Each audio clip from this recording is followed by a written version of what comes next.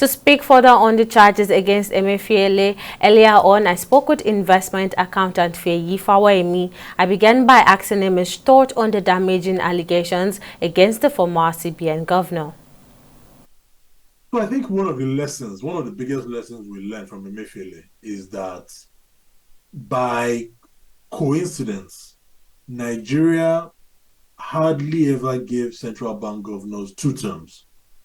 Now, this is one of those things where when you don't appreciate it while it's there, that in the sense that Soludo came 1 term, Sanusi came 1 term, the first Sanusi and then the second Sanusi 1 term, like that. It has been going on like that. But we take it for granted. With Emefiele, we then saw the danger of allowing somebody to do 2 terms, because when you look at Emefiele, the bulk of the damage he did, and he did a lot of damage to the Nigerian economy, was in the second term, and it is a job with so much power.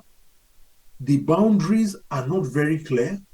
The governor seems to be able to do so many things that you wonder, but even when you think that this can't be right, like when the governor is doing all kinds of all these interventions and all that, you kind of think about that, this can't be right, but nobody seems to know how to stop him or how to stop.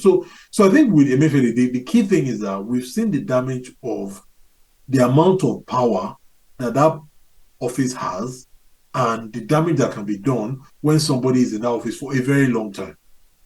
All right, Faye, so now how can we ensure that the CBN does Okay. not step out of his mandate in the future? Yeah. So I think the first thing is that unfortunately the current government, they've wasted an opportunity by giving the job to somebody like Obasi, who is, like I said, he's not a serious person, he's just a sensationalist. Will make noise, call big figures and all that. What we need is to send a thorough professional into CBN to do a proper investigation and to come up with recommendations to prevent these things happening again. This is the key. And no matter how good you are, everybody, the Bank of England, for example, this year, they hired Ben Bernanke, who is the former US Federal Reserve Chairman, to come and do a review for them. And what he's going in there to do is saying, okay, what is going on in the Bank of England? Okay, they are doing these things well. Continue and improve them. But these kind of things are not doing so well. We need to change them. We need to improve them. And because he's a credible person, and also he has run the US Federal Reserve and is an outsider, he can look at things and write a proper report and give it to the government, and then they begin to implement them. So we know, for example, that CBN has completely deviated from a lot of what he should be doing, managing inflation, or regulating banks in a proper and clear manner, not being a political tool, being independent, not being in the news all the time, not doing intervention for all those kind of things. So we need to unfortunately, this Obaze's investigation has just been a waste of time as far as I'm concerned. Get somebody with credibility, go in there, look at the structure, say, okay, what are the powers of the CBN? What are the powers of the CBN governor?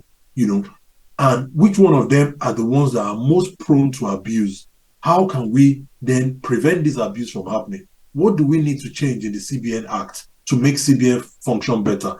How can we give them support to make sure that they face their real work of targeting the inflation and, creating monetary stability? Those are the kind of things we need.